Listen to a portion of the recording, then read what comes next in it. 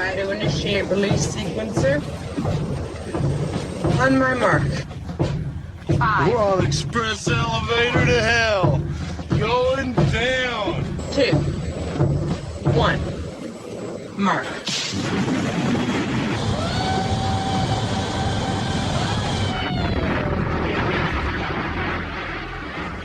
Hello everyone, my name is Mark, aka Derringer, and today is Sunday, June 25th, and you are listening to episode 111 of the Instant Action Podcast, your weekly source for Planetside 2 news and information. As always, I'm brought to you by great listeners like you via the Support the Show tab on instantactionpodcast.com. Speaking of that Support the Show tab, I want to give a quick thanks again to everyone who has been using my Amazon link this past month. You guys are certainly buying some interesting things on Amazon. I mean, just this month alone, I've got stuff like somebody bought the entire PlayStation VR launch bundle. I mean, that's a $500 bundle, so super thanks to you for making that purchase using my link. Like I said, I get a small percentage of that from Amazon, and that certainly pays for my server costs. I see a lot of other things. Somebody got a player's handbook for D&D. Good for you. I used to play D&D a hell of a lot in college. Somebody's buying Soylent meal replacement drinks. I really think that one's interesting. If you've never heard of Soylent meal replacement drinks, it's on the concept of Soylent Green, but it's an actual... they've broken down all the nutrients that you need to survive, and they've turned it into this drink that you can just drink instead of eating food, and that's certainly a cool one. And a heck of a lot of other things that people are grabbing using my link when they're shopping on Amazon. So again, all you got to do, if you're not doing it already, is go onto my Support the Show tab on my website. Click the link for Amazon, save that as a favorite, and then the next time you're going to go shopping on Amazon, which if you're like me, it's at least once or twice a week, click that link and then just do your searching, adding things to your cart, and shopping as normal. And again, a small percentage of whatever you purchase is going to be given from Amazon to me. It costs you nothing. And like I said, it helps pay for my server costs at the end of the year. So I really appreciate everybody who's using my links currently. I've said it in the past. Do what I did. And, I put it on my mother's computer too. So every time she goes to Amazon and shops, I get a little percentage of whatever she's buying. I try not to look too closely though, because who knows if it's buying something for me. I don't want to be surprised for a birthday gift or a Christmas gift, things like that. But again, thank you to everyone who has been using that link. It's probably my largest source of income within this game, and not income, but income to cover server costs. So I really appreciate folks that have been using it. So what have I been doing in game? Well, I'm not going to lie. I had some absolutely shitty play sessions this past week. I think it was Tuesday and Wednesday. Tuesday I was playing Terran Republic, and I was playing that as light assault with the Tengu to high effectiveness on Monday and last week as well. When I logged in on Tuesday, started using it, I immediately went 0-10, and then I was up to 0-15, and I was just not getting kills. It felt like the Tengu had been nerfed on me, even though I know it wasn't, and no matter what I did, I was getting absolutely wrecked everywhere I went in game. And I logged out in disgust. I was yelling at my monitor, and the folks in Joke really didn't appreciate me playing with them, I'm sure. And then I played some on Wednesday too, and we played some New Conglomerate, which that's my main. And I did just as shitty on New Conglomerate on Wednesday as I did in TR on Tuesday. I was closer to a KD of 1, which is poor for me. I'm usually a 1.5 to 2 KDR person when I play. So to have a crappy game like that, I was very disgusted with the game Tuesday and Wednesday. So I have been taking a little bit of a break. I didn't play it all on Thursday. I logged in for a little while on Friday when I realized that it was double XP weekend for members, because yes, I am a member. I haven't had a chance to play Saturday, and I haven't had a chance to play today, Sunday. It's just been 2 horribly, horribly busy days with life outside of Planetside 2. So I have not played a heck of a lot of Planetside 2 this week. And again, it's mainly because I had some horrible play sessions. And I needed to just clear my head a little bit from the game itself before diving back in. I will be back in and playing on Monday, have no fear. Hopefully my sessions will go better than they did last week. And I will start rocking a much better KDR and just playing better in general overall. Don't take this as to mean that I'm sick of the game or anything like that, because I'm certainly not. I still want to play Planetside 2, but I do know, or I do understand that when I have a really bad night, maybe I need to take a step back and do something else for a little while and then come back into the game itself. So, again, haven't played a heck of a lot, and that also doesn't help that there were almost no news coming out of Planetside 2 this week as well. So this might be a shorter show than normal. I hope not. I'm not going to bore you by talking you all to death, but I do have a couple topics that I certainly want to talk about this week. So with that, what is in store for this week's show? Well, I'm going to talk about an upcoming job fair. Then I'm going to give a shout out to Radio Free Auraxis. I'm going to talk about some PS2 alerts news, and finally take a trip over to Vindicore's website and talk about his newest post about LLUs. So strap in as we hot drop into another episode of the Instant Action Podcast.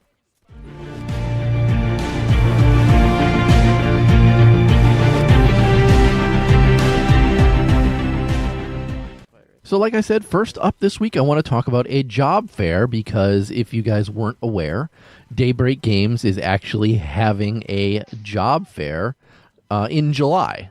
And I'm going to include a link to this post. So if any of you guys are interested in working for Daybreak Games and live in the San Diego area, this could be a job opportunity for some of you. Don't forget, Rel, as we all know, was not a original designer or developer of the game itself. He was a community member like myself, or like a lot of you, who had the opportunity to go work for Daybreak Games on Planetside 2. This does not necessarily mean you will be working on Planetside 2. Certainly they have other games out there. H1Z1 obviously is the biggest one that they've got right now, or one of the bigger ones that they have right now. But they certainly have an additional games library as well that you could be working on. So, again, this job fair is Wednesday, July 26th. It is going to be from 6 to 9. It is going to be at their offices in San Diego. They will provide appetizers and drinks for potential job applicants. Some of the positions that they're looking for people, software engineers and architects. They're also looking for programmers. They're looking for game designers.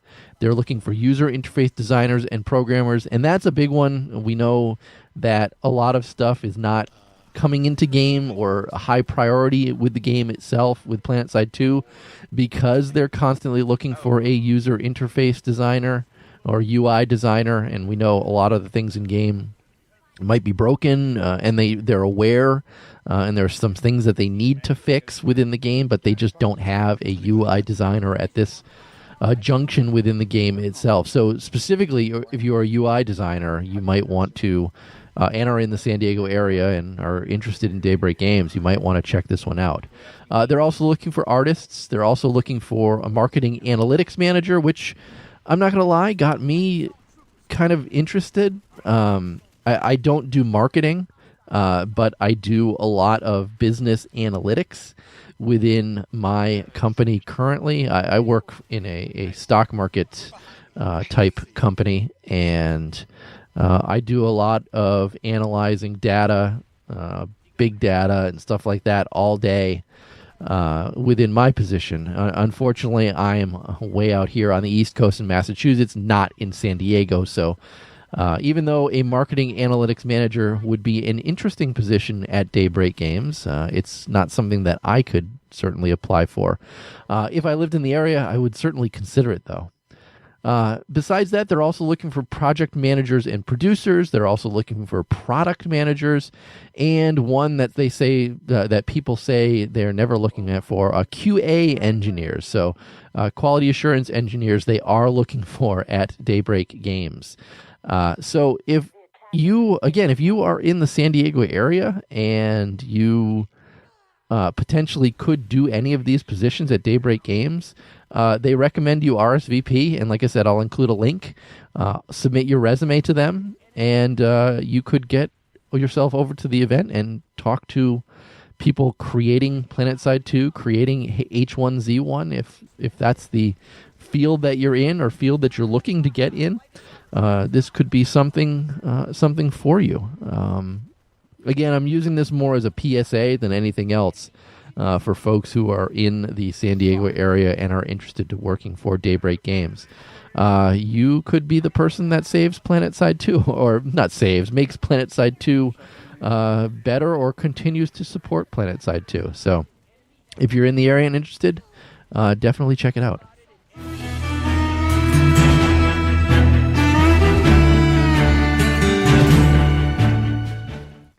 Second up this week is about Radio Free Auraxis, and I've mentioned it on the show multiple times in the past. Captain in Arms, who is the one running Radio Free Auraxis, does an excellent job. He and I talk occasionally.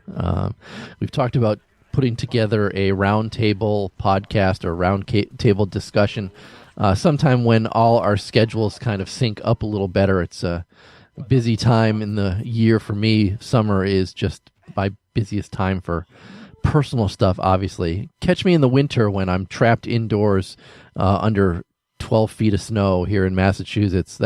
That's when I can do a community roundtable. In the summer, when I want to be outside in my pool or playing soccer outdoor or something like that, that's not the time to do a roundtable. But that aside, Captain Arms released a list or a compilation of his most recent groups of commercials this week on Reddit. And if I remember correctly, it was commercials that he recorded between April 2nd and June 11th. And there are quite a few humorous ones in there. I'm going to include a link so you guys can check this out on YouTube, but I wanted to play a few of them on this show as well. My three favorites in this, he did a Chevy, Like a Rock parody about the ant. He also did one about Instant Action Podcast, which I'm going to play, and also Cold Tier University that I'm going to play. I'm going to play all three of those right now. Durability. Dependability. Mineral Radar. The new construction class Advanced Nanite Transport from Nanite Systems. With 0% APR and financing and the free WLT Yellow Jacket mining laser on top, this is one truck that gets the job done. The new Ant, starting at 200 nanites and available at all friendly vehicle terminals. Nanite Systems, fighting for you.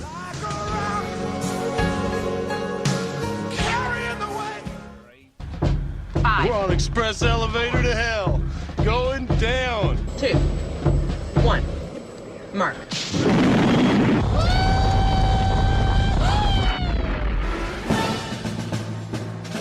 Want to get your weekly dose of Planetside 2 info and events without wading through hours of Reddit drama? Then listen to Radio Free Auraxis, the Instant Action Podcast. Join Planetside 1 veteran Mark Derringer discuss important changes to the game you love to hate to love to enjoy, as well as other topics for your gaming pleasure. Featuring exclusive interviews with PS2 developers and popular personalities. Available on YouTube and the Apple Podcast application that comes with your iPhone. Wait, why the hell am I not on there? Shit, that's a good idea. For more info, visit instantactionpodcast.com. Holy crap, this guy's got a Patreon and everything. Why the hell am I not on this? All I've got is a fucking Twitter.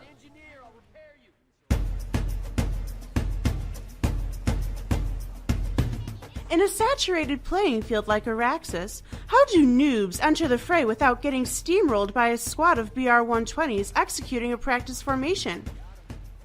They do it through a streamlined, highly informative tutorial that immerses the player in the wonder of an open-world sandbox. And until the education budgets get passed, players are instead forced to choose the University of Coltier, School of Dying a Lot to Learn.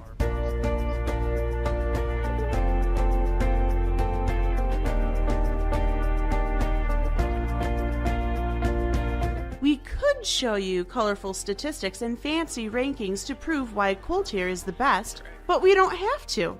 It's Auraxis' only form of universal education. We're the best by default.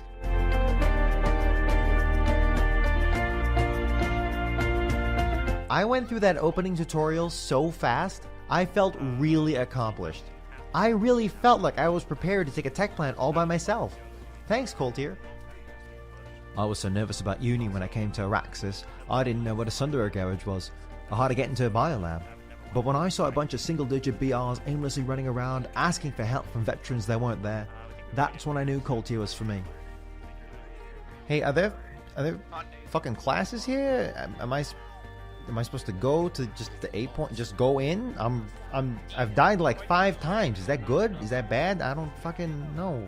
Cool Tier's wide array of educational opportunities include degrees in tanking, piloting, infantry play, resto medkit chemistry, new player horticulture, writing and composition, Reddit focus, outfit administration and management, leader chat broadcast communications, psychology, medicine, weapons focus, medicine, actually healing people focus, and hands down our most popular degree, Sniper Infiltrator School. Now offering full ride scholarships in Harasser Gymnastics, Galaxy Flip, Max Track and Field, and Server Smash. Seriously, Emerald needs help with its air game. Like, if you can fly a Reaver, you're practically in. Schedule your visit day by calling 347-486-4772. The University of Cool Tier School of Dying a Lot to Learn. Because if you can make it through this tutorial, you're pretty much game for anything. Except everything. Please give us money.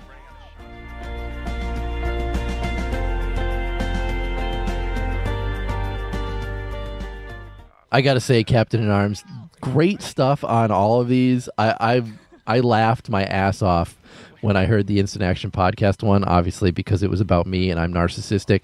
But many of the other ones were quite hilarious as well. You certainly have my creative juices flowing, and I'm wondering if I should start trying to create my own commercial parodies to throw into either episodes of my show or maybe to submit over to you to include in your show as well. Either way, if I can find some time, I will probably try to at least get one commercial recorded. I have quite a few ideas based on things that I see on TV all the time. But regardless, Radio Free Auraxis, definitely something you want to check out. Watch Reddit, watch Twitter. He definitely posts on Reddit each week when he releases the recording that he has done in the Warp Gate for the past week with the news. And it's well worth your time to sit and listen through it because Captain Arms just does an excellent job on it. And I enjoy listening to them, and so should you. But with that, let's move on to our third topic for the week.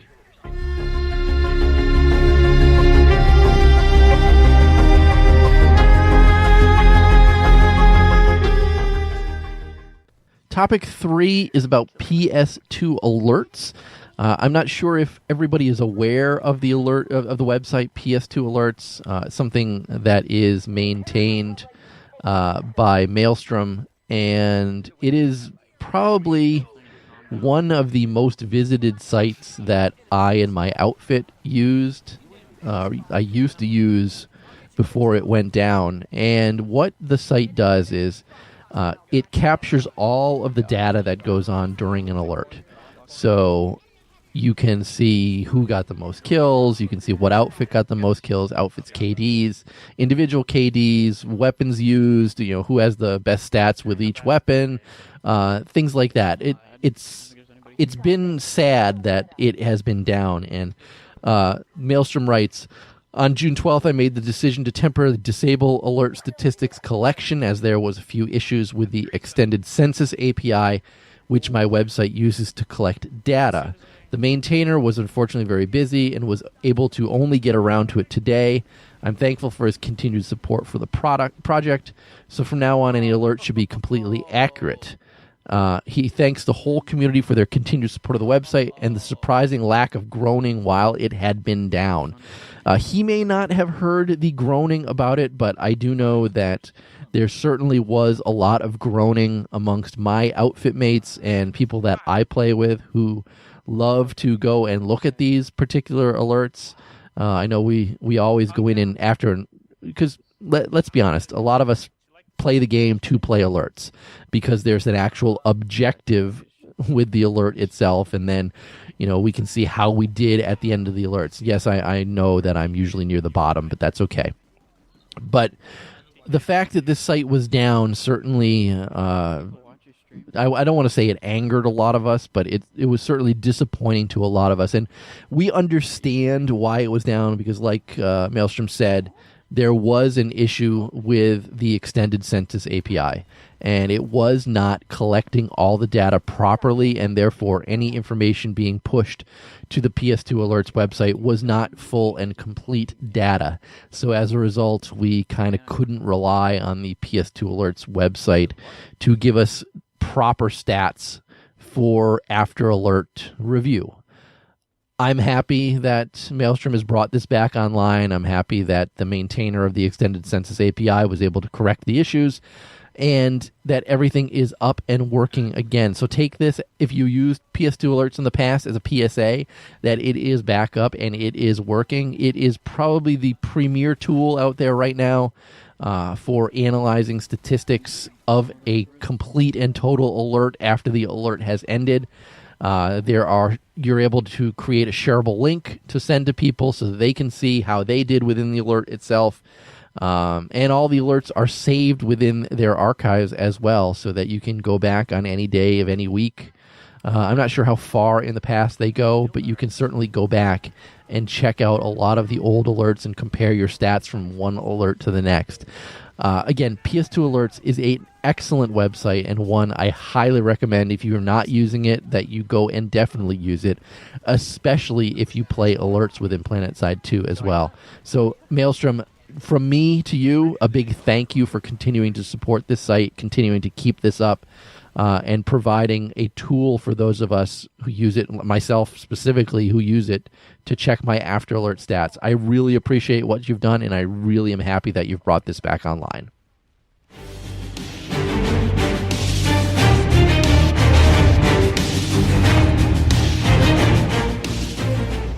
All right, fourth and final topic this week before I get into some listener email is talking about the LLU, and this is courtesy of Vindicore's website. I had Vindicore on the podcast a while back. It was actually this year. I had him back on in March, episode 91, if you're curious and want to go back and check it out. He continues to keep a website up that has lots of different information on it about Planetside 2 and things that he has designed, or with the help of other people has designed, to kind of make the game better, suggestions. The website itself is called the Planetside Upgrade Project. It's an excellent website. Like I said, I had him on because I'm such a fan of the website. And he recently pushed out a link about the LLU, which, for those who did not play Planetside 1, is called the Lattice Logic Unit, and it's a different way of playing the game itself. And it's an alternative way to establish a capture point system for conquering territory within the game. So instead of just straight up capturing points, it's sort of like a payload, which requires a lattice logic unit, the LLU, to be brought to a capture point. And the real aim of LLU play is to encourage fights away from making facilities and also make combined arms much more important than they currently are. His ideas now are different than the original LLU system, where that was a pure capture the flag mechanic. This is definitely a little bit different. And the reason he is pushing this out is because he felt that the gameplay currently is kind of stale. And there are some core problems which make the game frustrating or dull. It's a constant attack, fail, defend, attack, fail, defend, attack succeed, defend type game where it just goes round and round and round, and there's very little differentiation between one night from the next. So he came up with an idea to bring LLUs back to Planetside, in this case into Planetside 2. So his suggestion is that all territories are going to still have their capture points. They're all still going to be connected to the lattice. A territory's capture point must be captured before the base flips owners. But to start the capture process, an LLU must be brought to the capture point itself. This is also going to start a timer on the capture point once the LLU is actually brought there. And once the capture point switches owners, the LLU will spawn again, and then it needs to be taken to another capture point inside the territory if there are multiple capture points. If there are no other capture points, it switches owners, and the LLU needs to be carried to the next territory within the lattice itself. Now, if the defending faction picks up the LLU, they have to take it to the opposing faction's territory to begin the capture process. And a core mechanic of the LLU, and this was similar to original Planetside, the LLU can only be carried on foot or in ground vehicles as a passenger, not as a driver. Now, there are some semantics and different things with, what if a territory has multiple lattice links, or if there are multiple LLUs in the field. Again, he goes over all these different things within the game itself, but within the website itself. But really what the changes are going to mean is that there's always an LLU out in the world or a capture point being captured on every front, which means that there is always an objective in play. So there's always something close by that you can work towards if you're trying to, quote-unquote, play the objective in the game itself. His goal is to have the LLU show on all players' maps, so you would know where you're going, where it's going, and where you need to go to fight around it. It should establish some organized gameplay. You can set up ambushes. You can use construction system to impede it or assist it. And really what it means that attackers holding capture points is no longer the only objective in a territory for territory spawning. And it would really eliminate some spawn camping as well. I really liked his ideas on this. I miss LLUs from original Planetside. I've mentioned them to the developers as well, and they've always constantly said that it's something that they're thinking about, but not something that they're looking to implement at any time soon. So hopefully they'll go and read Vindicore's information, because I think it's good, and I like the idea of changing up the current stale gameplay aspect that's out there. Yes, I know that they're working on that new prototype vehicle alert, and that's certainly going to be a different type of gameplay. I talked about it a few shows back, where it's going to spawn a vehicle that you need to destroy, and whichever faction destroys the most. That's certainly a different type of gameplay, and that's what I'm looking for within Planetside 2. There are certainly nights, and like I said at the beginning of the show, I had some horrible play sessions this week where it was just attack, defend, and getting killed over and over again, and looking for a little bit of something different. And when I read Vindicore's most recent post or most recent topic on it, I was like, oh, something refreshing and something different about Planetside 2, and that's kind of what I'm looking for. Again, I'll include a link to this specific post as well, but I highly recommend you either go back and listen to episode 91 with Vindicore on the show, or dig around on his site as well and read some of the other suggestions that he has for the game. I said it when I talked to him. I think he has a lot of good ideas, and I'd like to see a lot of the stuff that he talks about brought into the game itself. But with that, let's move into this week's housekeeping. Housekeeping! Housekeeping! Come back later, please. Housekeeping! Not now. Housekeeping! Go away. I coming anyway? All right. Like I said, I did get one email this week, and it was from 19th Doctor. If you'll remember, he sent the email last week's show looking for information about what has been added to the game because he's been gone for a while, and he wrote, thanks for your on-air reply to my email last week and the tsunami of data you provided. That is a metric shit ton of updates. I know there will always be people complaining about something, and this game doesn't lack its population of salty vets. That's not necessarily a bad thing. It's the passionate fan base that makes this game what it is. But hearing all the updates from the last year, one after another, bang, bang, bang, it really makes me appreciate the amount of work the fan base and the devs put into keeping Planetside 2 alive 5 years after its birth. I know it's not perfect. I know it will never be perfect. And I know that every buff and every nerf will be simultaneously hailed and cursed. There are things we want that we'll never have. Colossus tank, probably, but we thought about the Orbital Strike a long time ago, too. And there are parts of the game that we hate that we'll never get rid of. Zergs, hackers, and getting TK'd by idiots. But this is our game, damn it. I encourage all Planetside 2 players, especially those who haven't taken a break from the game in a while, to step back and look at the consistent forward progress this game has made. Not a month goes by without a change being made with the intent of improving the game. Let us enjoy what we have for a moment. Realize that, one day, Planetside 2 will no longer exist. It will be a niche retro game from a decade that has come and gone.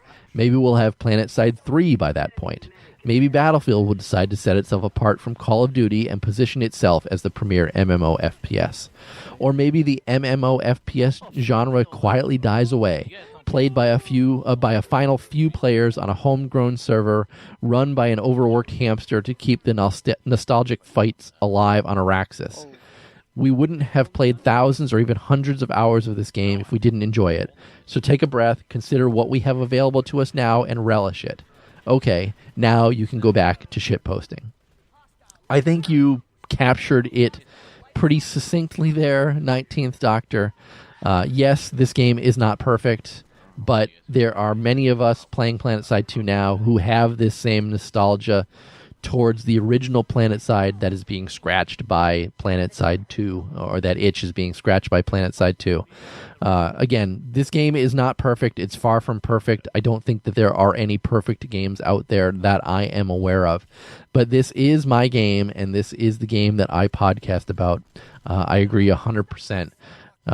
Take a step back, guys, if all you do is complain about the game and see all the stuff that has been added to the game in the past year. And then let's just agree to continue to kill each other within the game itself. So that's going to be it for this week's show. How can you get in touch with me or the show itself? Well, as always, you can visit my website, www.instantactionpodcast.com. You can send me an email at instantactionshow@gmail.com. Call me, leave me a message, 347-486-4772. That's 347-4VM-4PS2. The show's Twitter account is @InstActPodcast, and my personal Twitter is @TheDerringer. So as always, in closing, if you've enjoyed the show, please leave me a review on your podcast listening avenue of choice, whether it's iTunes, Stitcher, Google Play, or anywhere else. Also, feel free to tell your friends and outfit mates about the show. And finally, thanks for listening, and keep spamming that Join Combat, formerly known as Instant Action button.